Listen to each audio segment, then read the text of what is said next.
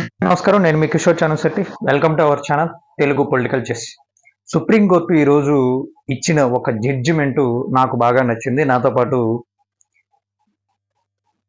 BRS party working ప్రెసిడెంట్గా పనిచేస్తున్న కేటీఆర్ గారికి కూడా బాగా నచ్చింది.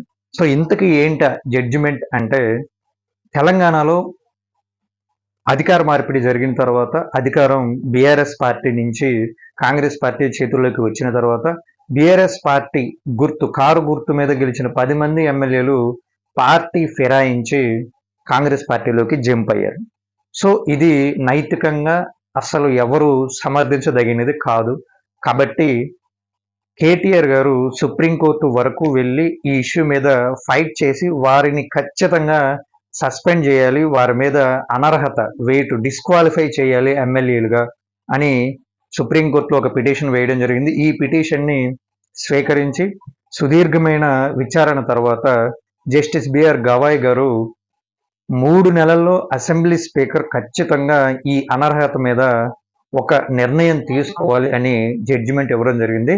సో ఫస్ట్ టైం, నాకు తెలిసి అయితే ఫస్ట్ టైం ఈ మధ్య కాలంలో గత 2 దశాబ్దాలుగా పార్టీలు మారిన వారి మీద అనర్హత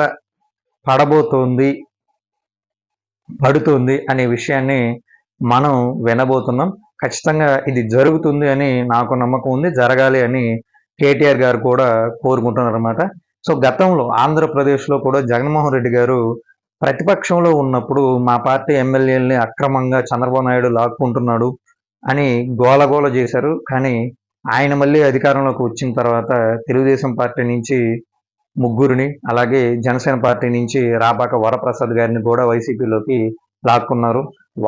వారే అఫీషియల్గా ఎమ్మెల్యేలుగా, వైసీపీ ఎమ్మెల్యేలుగా వ్యవహరించారు కూడా. సో వారి మీద ఎలాంటి అనర్హత వేయలేదన్నమాట. సో జగన్మోహన్ రెడ్డి గారు మాత్రం చెప్పడానికి నీతులు తాను పాటించడానికి కాదు అన్నట్టుగా వ్యవహరించారు.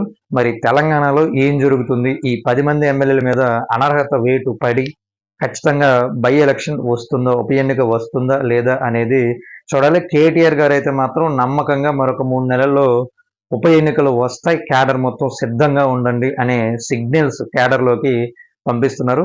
మరి ఈ 10 మంది మీద అనర్హత వెయ్యాలా లేదా అనే అంశం మీద మీ అభిప్రాయాన్ని మీరు కామెంట్ రూపంలో తెలియజేయండి. వీడియో కనుక నచ్చితే లైక్ చేయండి. మీరు ఇంకా మన ఛానల్ని సబ్స్క్రైబ్ చేయకపోతే సబ్స్క్రైబ్ చేయండి. Thanks for watching video. జై హింద్.